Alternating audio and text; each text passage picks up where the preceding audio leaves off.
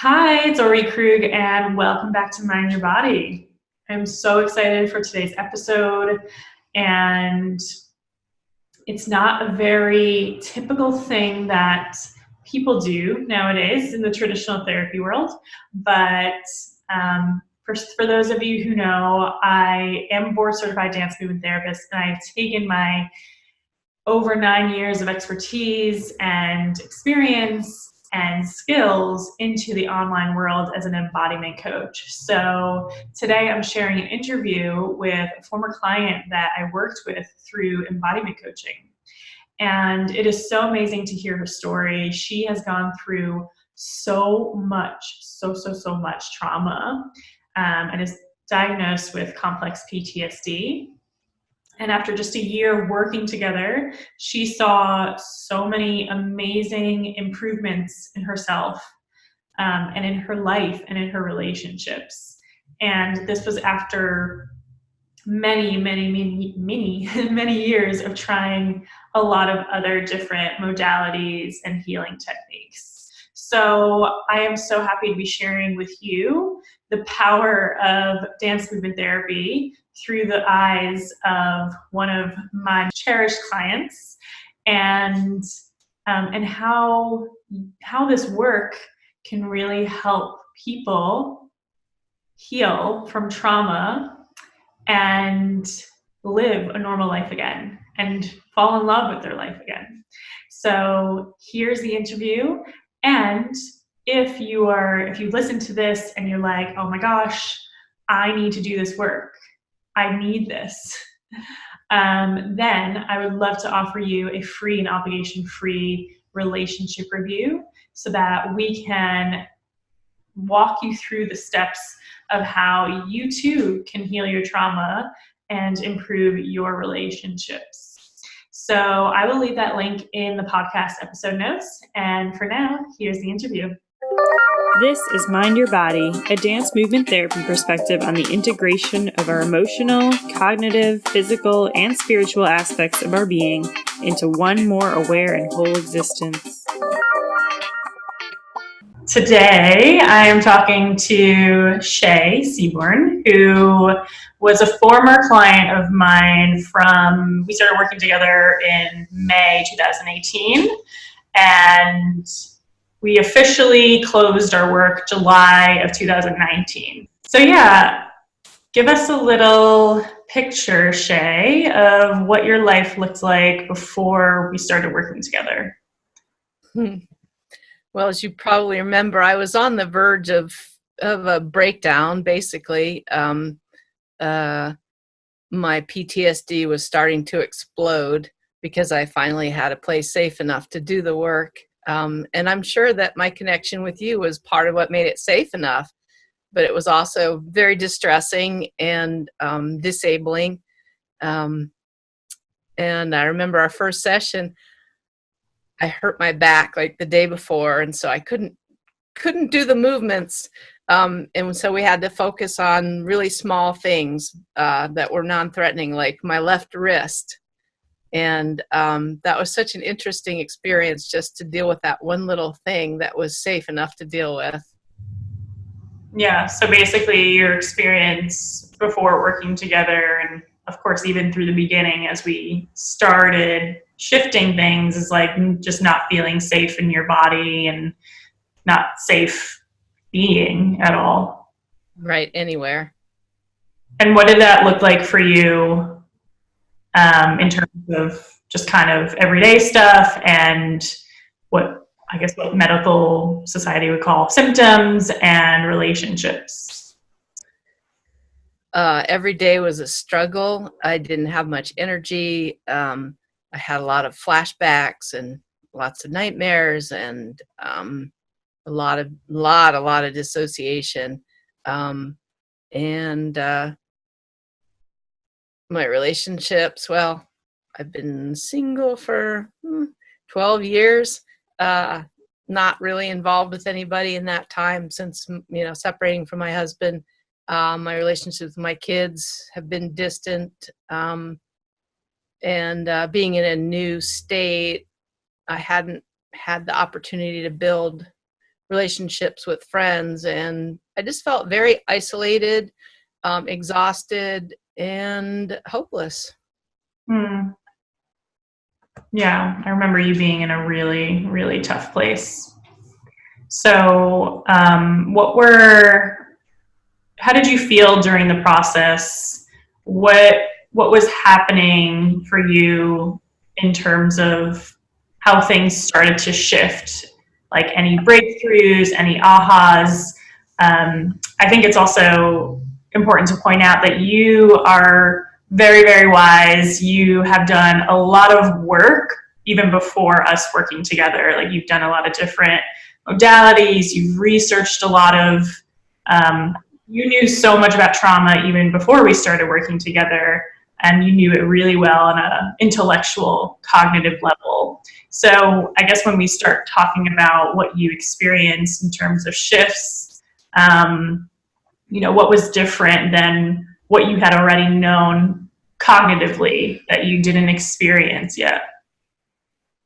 Yeah, the cognitive stuff is exactly what brought me to you, to doing a somatic modality, because I realized I'd done so much work top down that I really needed to do some bottom up, especially because dissociation's like my favorite coping skill. So just being in my body at all was kind of revolutionary, and feeling safe at all. One of the things that stands out the most from an early session was when I started stomping for the first time, and how powerful that felt, kind of like as a protest in a way to express my anger and assert my will. There was something kind of primal about it, kind of like I was a little kid having a temper tantrum, but also something about choosing my direction and making an impact. Yeah. I remember an earlier session where you were stomping, but you were also kind of exploring stomping on the hard floor, and then you had a carpet in there, and it was just like this exploration of very intentional, how can I make an impact, and in what ways can I make an impact? And it's like, in translation, in what ways can I be heard and be powerful? And for you to experience that in your body for the first time after, would you say, never have experiencing that before? Yeah. Yeah. Yeah, it's really huge. Yeah, and that's kind of funny about the whole process. Like sometimes it seemed like it was such a small thing, like stomping on the floor doesn't seem like it's a big thing, but because of the process and the integration of it, it really had a profound effect on me.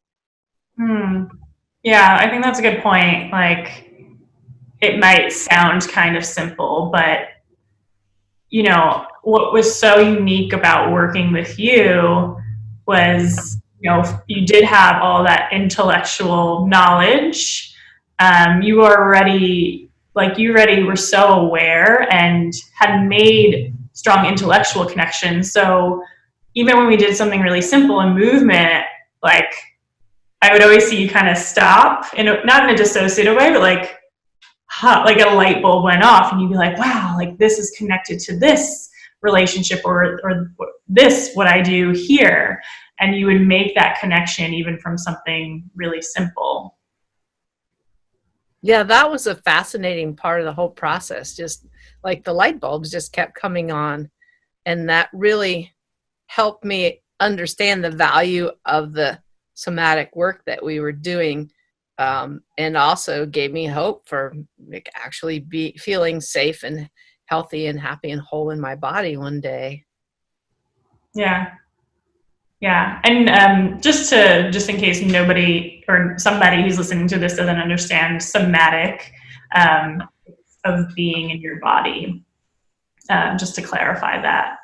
And yeah, I think the coming into your body and the movement too, because you had experienced a lot of pain as well as traumatic memory that you had been storing in your body for many years. Yeah, I somaticized my trauma to a great degree, which is part of the reason that dissociation was my favorite coping tool. it just made it easy. Like if all this is a toxic cesspool of memories and chronic pain, well, living up here is the place to be. And it was a great survival tool, really magnificently powerful, but also not appropriate for living in the real world and being whole, as a person.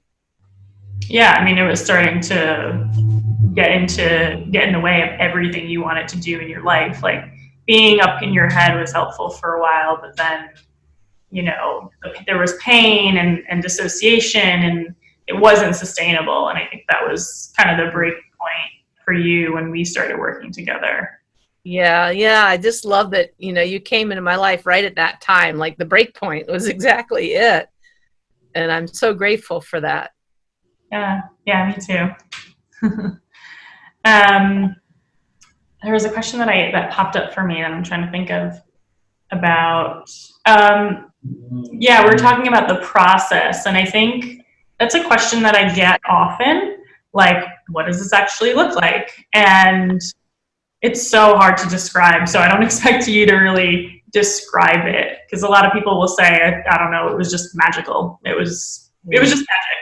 And it's unique for everybody. But I guess if you could describe the process or what it looked like for you, I guess in a kind of a summarized way, what comes to you?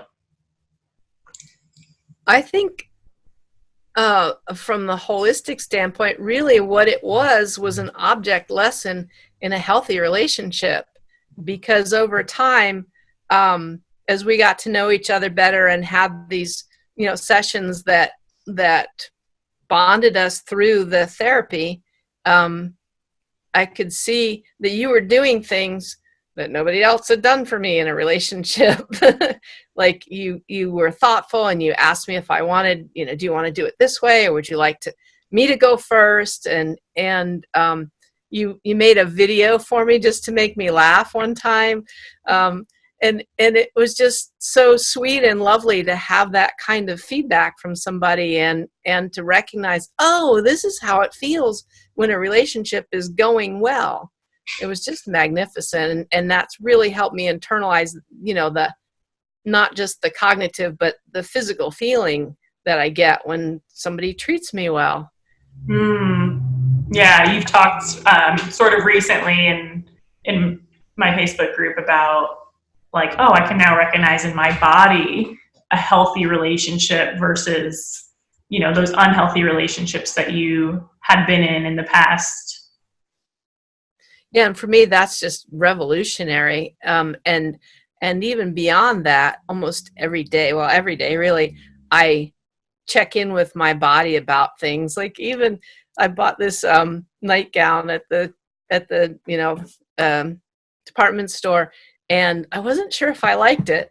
And I don't like to try on things at the store anyway, so I brought it home, and I thought, well, I'll just return it if I don't like it. And I checked in with my body about it, and there was a very clear decision. I kept it. Nice.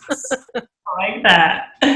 Yeah, I think that's so important. Like, because when you're in trauma, everything is a fear response. Everything is not safe, and now you have that ability and that neural capacity to distinguish. I like this. This is safe. I know this isn't safe, and that protects you in a way that doesn't block you from everything, or hide or isolate from everything. Yeah, because now I can just be curious about things and let my body tell me whether it's safe or not, or whether I should keep engaging with someone. A really great example was at my dad's memorial service in September, when I encountered my horrible sister, who's been an abuser, not a sister, my whole life. And I hadn't seen her in about 30 years. And there she was at this event. And so I approached her. I walked forward with, open intention, but also, I guess, open affect, but also the intention of I went in there with just truth and mercy. And I said, that's all I'm putting out, and that's all I'm accepting. And as I approached her, I didn't have my glasses on, so I didn't realize till later she was squinting at me real evil. So it just kind of went over my head. And I said, "Hi, Barbara." And she said, "Huh." And I said, the nicest thing I could think of that was true. "I'm glad you're here." And she said, "So what?" And my body said, "Turn around." And so I said, "Okay, you take care now," and turned around and left.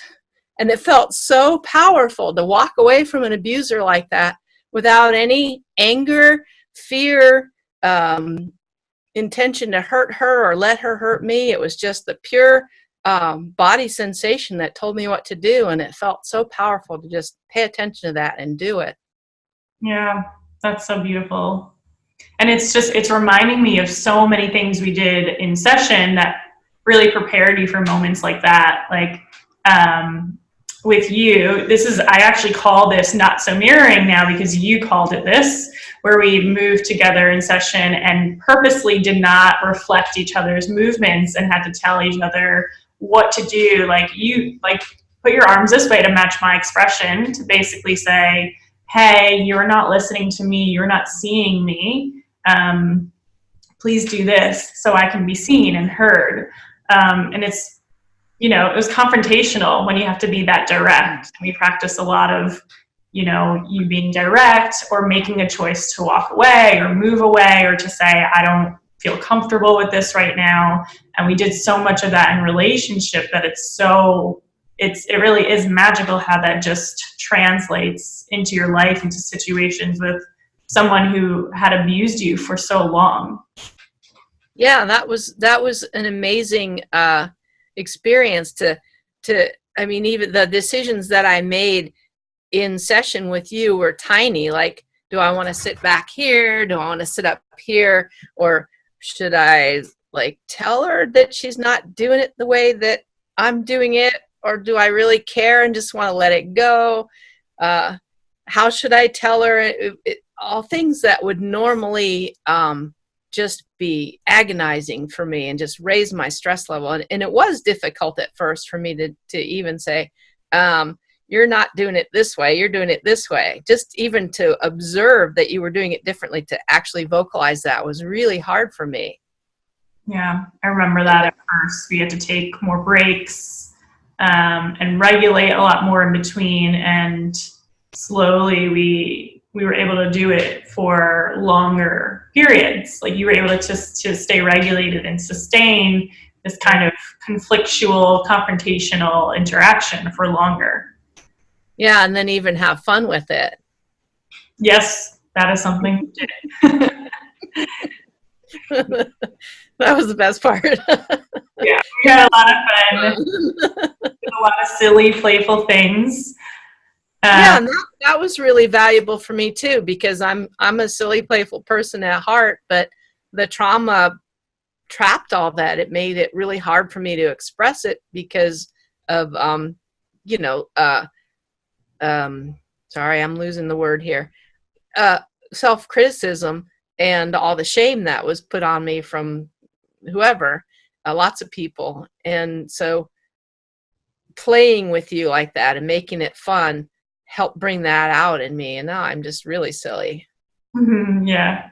And I think I remember for you, it was learning and having that physical and also primal nervous system experience that you're not going to get into trouble, right? Yeah. A lot of that came up. Like, it wasn't okay to play. It was, you weren't allowed to have fun. That ended in some really negative consequences for you. Yeah. And so even in your mind, when you know, okay, I'm moving with Ori, I'm not going to get in trouble, like, your nervous system doesn't know that. Your nonverbal subconscious doesn't know that. It has to learn that.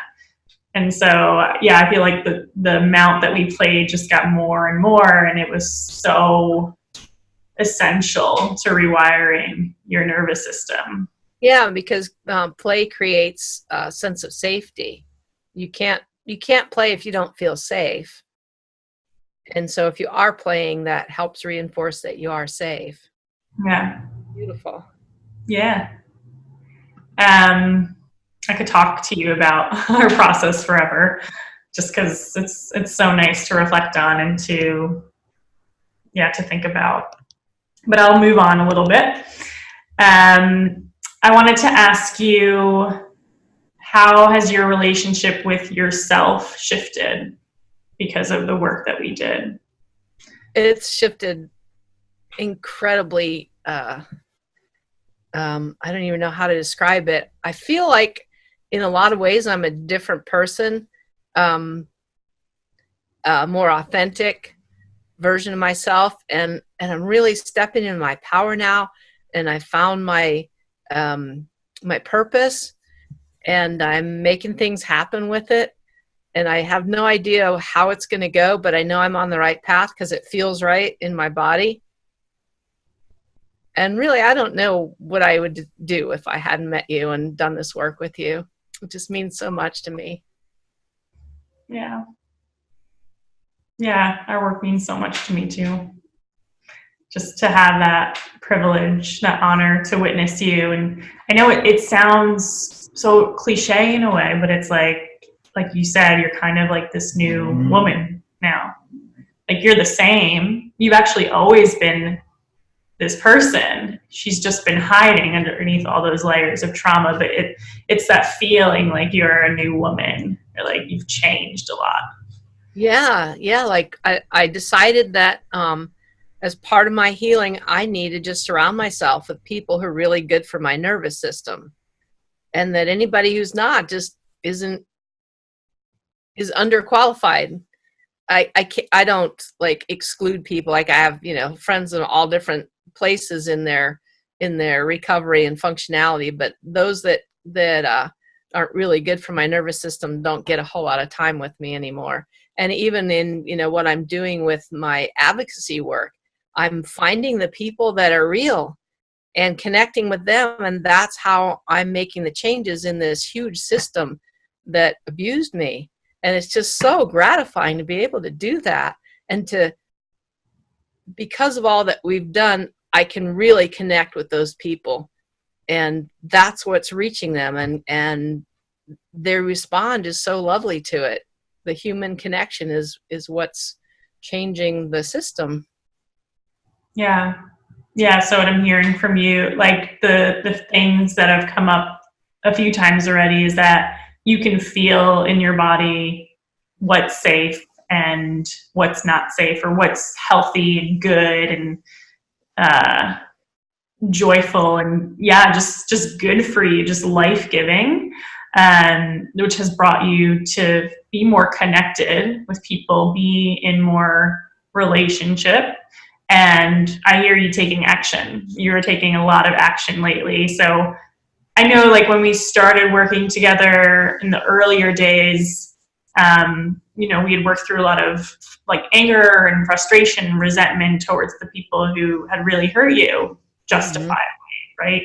And I feel like you're taking so much action now in your advocacy work that you are now able to take all of those emotions and put it into action and put it into movement. Just, we're able to put all these emotions and expressions into movement together and in a safe way, in a way that wasn't going to re-traumatize you.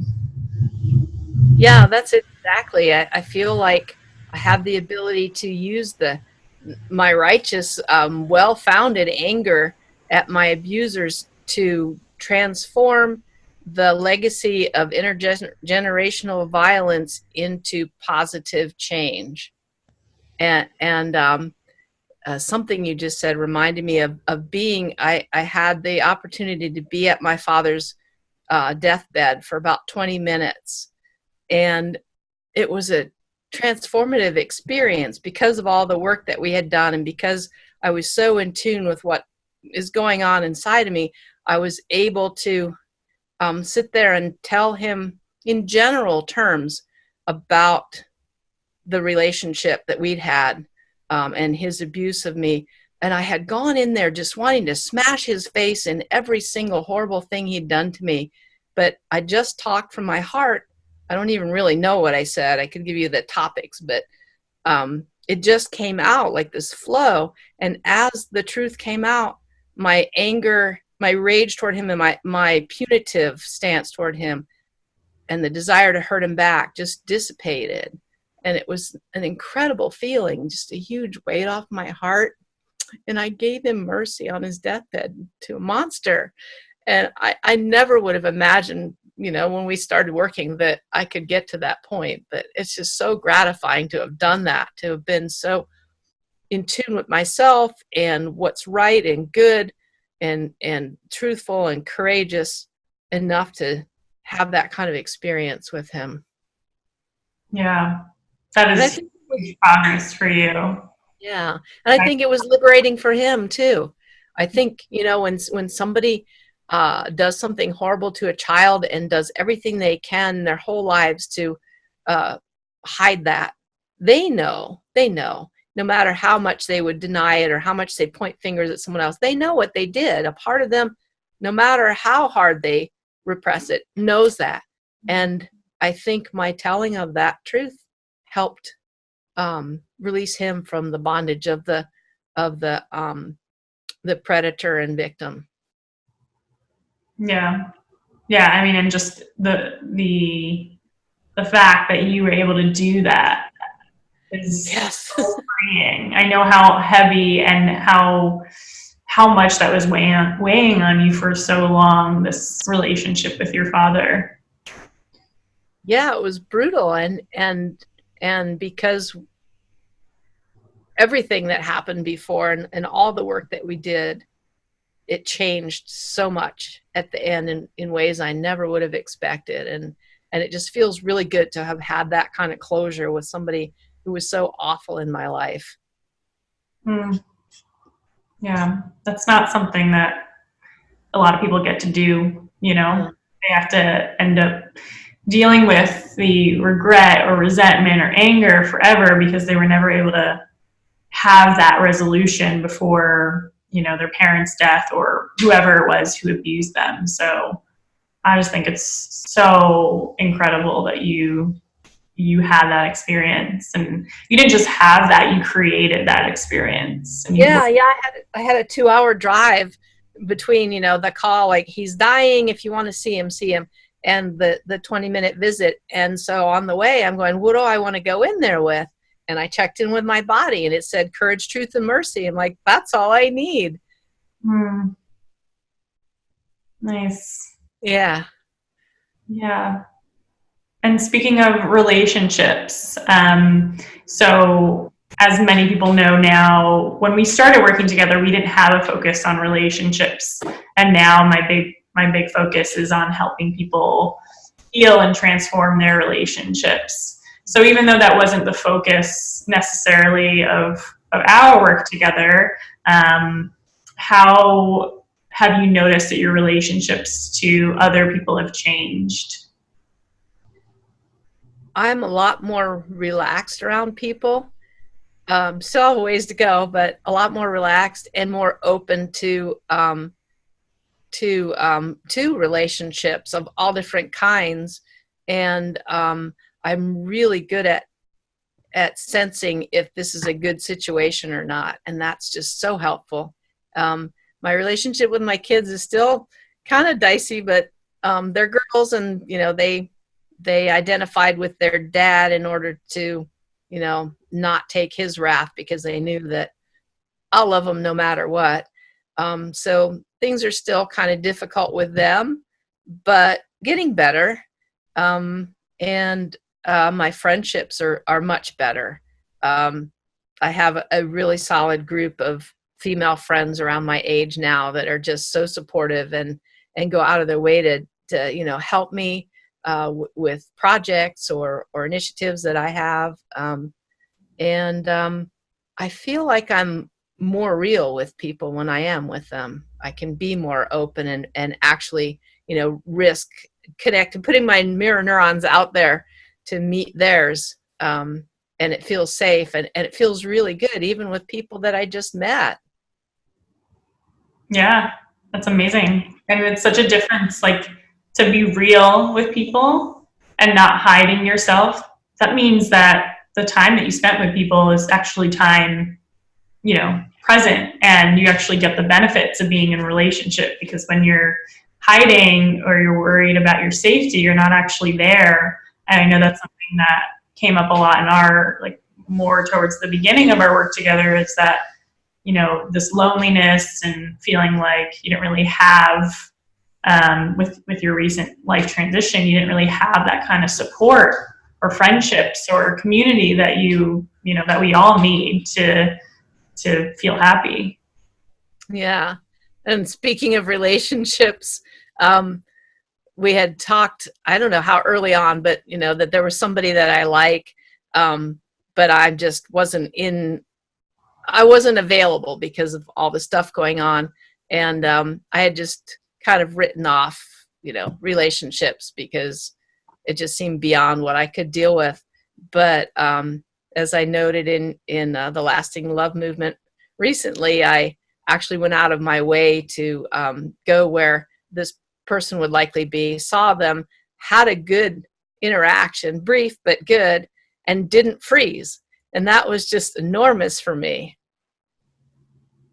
Yeah. My brain actually stayed online. It wasn't perfect, but it did. I mean, it's still a goober, but it's still, you know, just not going, was really nice. Yeah. Yeah. I mean, it's so important just to not go into such an ancient response when you're interacting with somebody vulnerably, and this person that you like, that you're interested in, whether you end up with them or you're, you know, going to pursue another relationship, is if you can't be present during the difficult conversations, during the vulnerable conversations, you can't really have a relationship that's going to fulfill you, that's going to feel okay and safe. Yeah, and for me, the difficult situation is saying hi. Yeah, right. But it's easier. And I saw the person again last month, and that went really well too. You know, again, very brief, but I'm like, okay, I still like them. Like, that was one of the coolest things, is to go, okay, I've done all this work, because it's been like 4 years that I've been pushing this person away, and I haven't seen him a whole lot in the last year and a half. But knowing that my body's still going, yeah, I still like that person, it's a nice feeling to know that there's something there that wasn't just trauma bond, that there's an actual, you know, co-regulation thing happening that feels good, you know. So it validated that. And yeah, like you said, I don't know if I end up with this person or not, but the experience is really important to me. Yeah. Yeah. What were your biggest ahas, other than all the huge ones that we've talked about so far? Well, I have to say my biggest keeps coming with deceleration, the concept of that. Remember when you introduced it, I was like, oh crap. I feel really anxious about slowing down and decelerating. As soon as I started, my anxiety went way up, and I think we probably just had to do it, you know, very briefly. But I keep practicing that in different ways, you know, that you've shown me, and also applying it in what you've shown me in other ways. And it's really profound for me, because I'm making physical and mental connections about why this is so hard for me. And it's really rooted in fear, in, you know, having such awful experiences that I always felt like I had to keep running, you know, because any place has got to be better than here. So I got to keep going. And also trying to prove that I have worth by, you know, producing and doing and fixing and putting things out there. And now it's much more, I mean, I still have problems with it, and I still work on it, and I may for the rest of my life, but now I can decelerate to the point where I don't feel like I have to go all the time, and I can, you know, take a day off and do nothing, and it's okay. I can just piddle the day away. Yeah. Yeah. And you said you're still working on it, and I'm like shaking my head like, me too. But it's necessary for, you know, for your health, for your, you know, your physical health, your mental body health, you know, to to not be in this activated state all the time, to be able to slow down. And like you said, feel good enough, feel that you're still worthy, you're still good enough, even if you're not going. And that if we really feel safe in our bodies, we can realize there's nothing to run away from right here in this present moment, as long as we're not in a unsafe situation anymore. Yeah, it's such a refreshing feeling to have that. And I want more of it. And that's the motivating factor to keep trying. Nice. And I really feel like I'm at a point now, as you know, for a lot of the last year and a half or longer, I've had a really hard time with quality of life issues, just because when the PTSD exploded, it just wiped me out. I had such little energy and very little hope for, recovery. And within, my time frame, which was, I want to heal now. 3 months, I'm done. And I needed that kind of hope at first, but it was a false hope. And now I can just kind of go along, and I have enough security in my body and in myself that I'm okay where I'm at right now, even though I'm still pretty exhausted and I never catch up on things, and I still have a lot of anxiety, and I still have flashbacks, but I'm okay. And that's just marvelous to go, well, my life is pretty wacky, but I'm still okay. Right. And it's, you have complex PTSD. And so a lot of the things that you're experiencing are even more intense than, someone who's not, who doesn't experience that, or who doesn't have that diagnosis, we'll say. So, for you to see that it's okay to be there, like, yes, I still have anxiety, I still have flashbacks, but I know that when we started working together, and, through the first phases of our work, was like, when you have that experience of a flashback, or you had increased anxiety, or it was hard to just live, that it was so detrimental, and it took over your life in the beginning. And now you have this separation of like, yes, I'm experiencing this and I'm witnessing this, but I'm okay. It's not like completely engulfing your experience. Yeah, that's it exactly. After we, did our closure, I had this was just several months ago, I had a very intense flashback to a horrible experience. And it was like the upper half of my body was in the flashback, except for like this much of my head. And I could still feel my feet on the floor and my legs holding me up, even as all this full sensory flashback with, smell, sight, sounds, feelings it was so violent, but I was okay. It was just an amazing experience. And I've learned through that and others that the flashbacks aren't really my enemy. I don't need to hide from them or suppress them or fear them. They're actually my wounded child telling me what needs attention. Yeah, what a different perspective. Yeah. And it's something that people might recognize or even hear in talk therapy or counseling, like, that's your inner child, give it healing, nurturing, whatever. But to actually, we can hear that on a cognitive level and still feel like crap. I was going to curse, but I'm not going to. But for you to feel like, to actually have that experience of, there's just no words really to be in touch and to access your wounded child and to give it love and nurturing, really from an authentic, very real, somatic body place. There's no words to describe that. Mm-hmm. It's like you can't heal alone. You have to, you can do a lot of work on your own, but you have to heal in relationship. And where was I going with that? The relationship with myself is more and more the relationship that I so desperately needed with someone else as a child, because I'm more and more able to be that person for myself. And I do like little rituals now, like when I get out of the shower and I have the towel around me and I've had, the nice relaxing shower and I'm warm and my muscles are soft.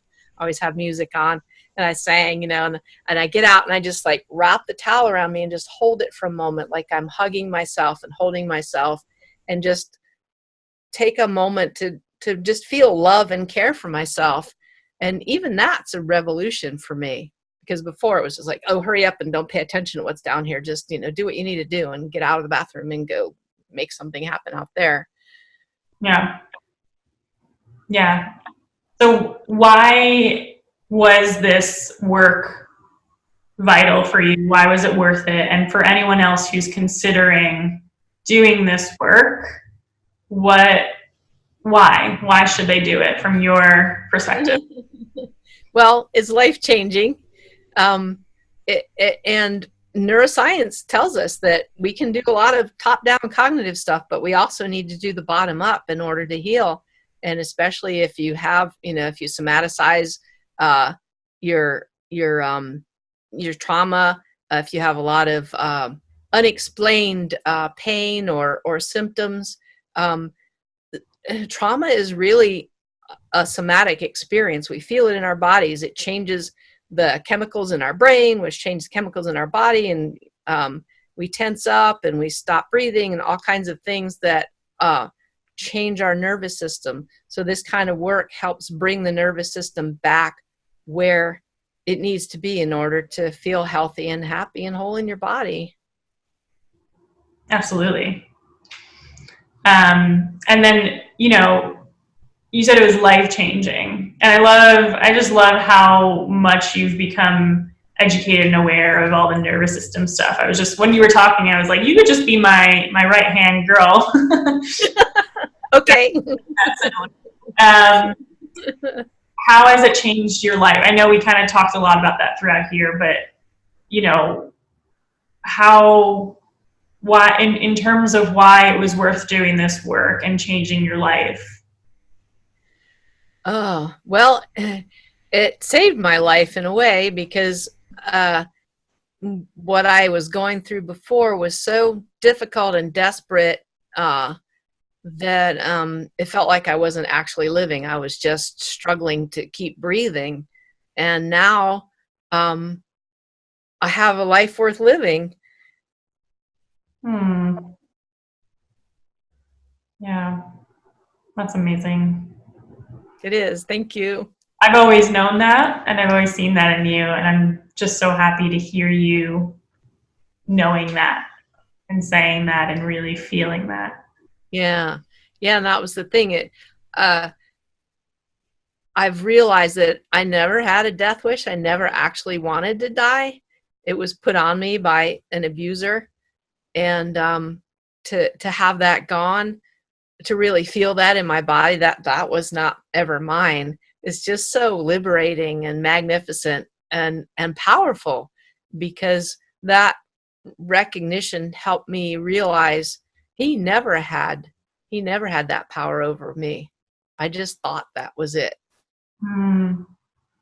Yeah, and I think that's a really good point to bring up in regards to what I wanted to ask you is, for someone who feels, on the fence of doing this work, and on one hand, they feel powerless because of what's happened to them, which is completely not their fault, but just the way they're wired at the moment, who wants to change but feels like, I don't know if I can, I don't know.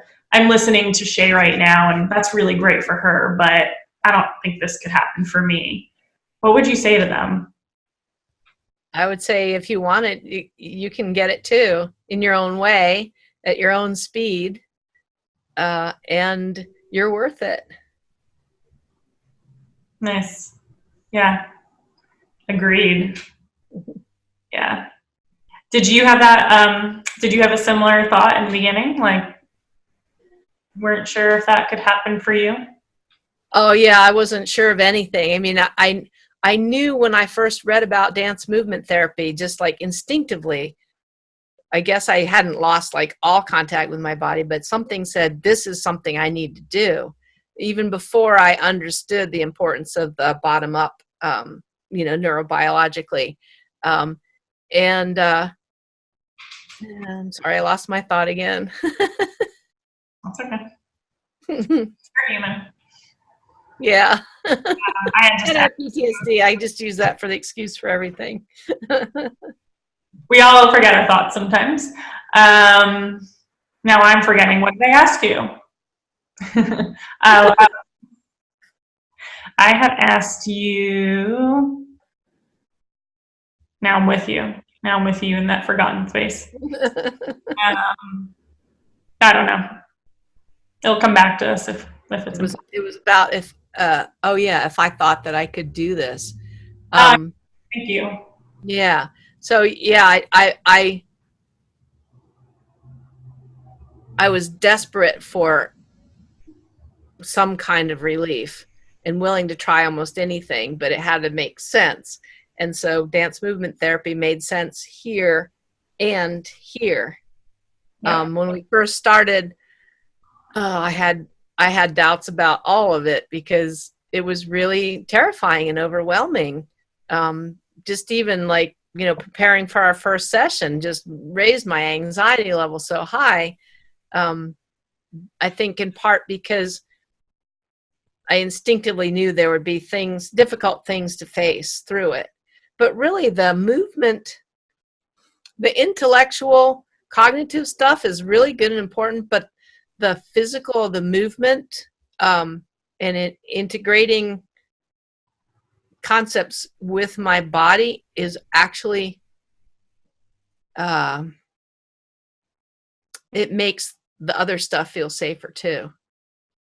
It's like when my body's validating the logical stuff, then I really know I'm on the right path. And Yeah. I felt that really with our first session, even though it was, I think that was like the trial session. And we didn't stay on very long, but boy, it made a big impact on me because you gave me things that I could work with through the week before our actual first session that were safe for me to just do a little thing like, oh yeah, spend a little time, nurturing that sore wrist, and then say, I'm going to come back to you later and I'll go do something else now. And that helped me recognize that I don't have to be just struggling, working all the time, that I can set it aside and go do something like have a real life here and there. Right. Yeah. That's something I like to preach, is that you should be living your life even as you're healing your trauma, because it's kind of common to be like, I just have to focus on this and healing my trauma, and then I can go out and like live my life and have fun. They have to do it first. And it's like, actually, they can coexist. Yeah. Well, at first I couldn't because, the energy level was just so down. But now I do. And I find that I take the things I learned from you with me into my real life. And I've integrated so much of it just almost seamlessly that I don't even stop and think about it anymore. Yeah. Yeah. I mean, I think that's the amazing part about the work too, is when you do it in your body in session, like, depending on what people have done, what kinds of therapies and whatnot, it has felt like really hard work. I know you had been in talk therapy too, even through some of our work. And I know you fired your therapist at some point in the middle. And when not done in the right way, it feels like such hard work. And like, you really have to keep trying and putting effort. But when you do it in your body, it's there already. Like you're already getting comfortable with it. It's already moving in you and shifting in you. And it just translates into your body and your physical behavior and your actions. And so, yeah, you don't have to think about it that much. It just transform. Again, it's magic. Yeah. Yeah. And that feeling it in your body is part of that magic, that it just makes me feel so secure having that connection. And sometimes I think, wow, I didn't really have parents not like they didn't act like parents. And every kid needs those, but maybe I didn't really need them. Mm. Because I can be that for myself now in many ways. I still need other people, and I bring them into my life based on how they connect with me neurologically. Yeah. And it's like surrounding myself with really good people. Yeah. Thanks to this. Yeah. It's amazing to witness you speaking of this and just being here. Anything else that you want to share that feels important before we end? Can't think of anything. Yeah. Yeah. Well, thank you so much for sharing your experience and, being an inspiration for other people who, your story is unique and no one experienced exactly what you did, but for people who have, experienced similar feelings and hopelessness and who, need a little inspiration to have their lives changed and feel better and have better relationships and all of that good stuff. I think you coming here and speaking is really, really powerful. So I just want to thank you for that. Thank you. I did actually think of one more thing. Let's see if I can actually remember it now. Oh yeah, the process, like recovery process for me, in large part because of our work, has gone from being like brutal and terrifying and really a struggle to deal with to more, especially recently, more like just watching things unfold and seeing how things come together and finding out, wow, this is really amazing. This is really powerful. It actually is like a voyage of discovery rather than arduous work. And that's such a nice feeling to just go, oh, I wonder what I'll discover today. Yeah. Yeah. Again, over and over again, it just comes back like now you have this neural capacity to experience life and love and relationships and the world around you without feeling so like overtaken by it and just being present and curious and distinguishing like in your brain, in your body, like this is happening right here, right now. And it might cause this kind of emotion or this kind of sensation, but we'll see what happens. And I'm still okay. Yeah, actually, I'm preparing for major surgery in a month. Total surprise and not a good thing to have to go through, but I'm still okay. People are going, how are you dealing with this? I'm like, well, it's major surgery, so it really sucks and it's anxiety producing, but I'm okay. It just blows my mind that I'm in this place. I had minor surgery a year ago and was flipping out. And here I am going, well, this isn't going to be easy, but I'm not that little kid who was abandoned anymore. And I can take care of myself in many ways, and including having people around me that are willing to and want to actually help me and take care of me. And it's really hard to let people take care of me because I don't know what that feels like. And because when I was taken care of as a kid, there was often, the other shoe would drop, the abuse would happen. And now I know because of this that these people aren't going to do that to me, and they are going to be there for me. And it just feels so empowering and comforting to have that. Yeah. Amazing. Yeah. Thank you. Yeah, so I can be anxious about the surgery, but also be okay with it at the same time. I mean, I guess that's what it's like to be a whole human being. You can hold those feelings and still be okay. Yeah. Yeah. That's wonderful. So proud of you and so happy that we did this work together. Me too. Very clearly feeling the, the impact and still learning and taking it with you everywhere you go. And even though our work has, I'm trying to do some math here. It's been 6 months. Yeah. Yeah, been 6 months. Like, it's still making such a positive impact on you. Yeah, because you gave me stuff that I can take with me forever. Nice. Yeah. So, thank you, Shay. Thank you, Ari.